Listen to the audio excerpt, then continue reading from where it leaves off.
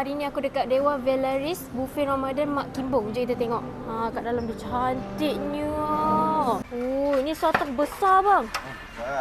Cuba tengok sikit soto dia. Besarnya. Saya ada sambal lagi. Ni korang tengok ni. Memang cantik tempat dia. Banyak lagi ni. Ni apa bang? Ni olio ni kak. Aglio-olio.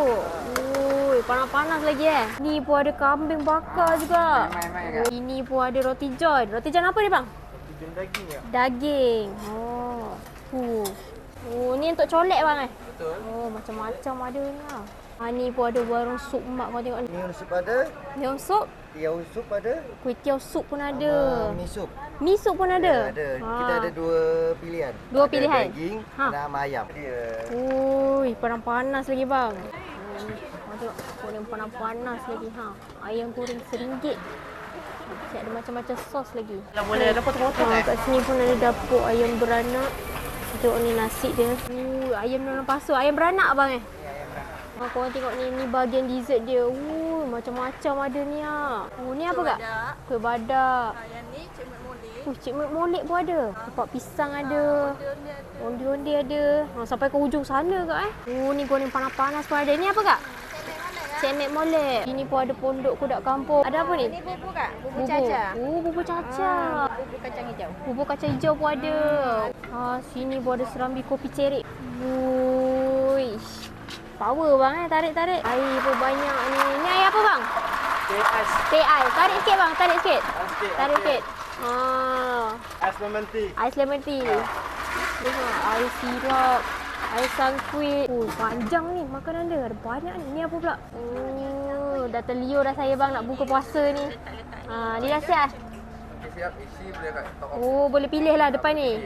Okey, memang meriah lah makanan kiri kanan semua ada ni bahagian dalam pun ada. Ni apa bang? Rojak rojak pun ada.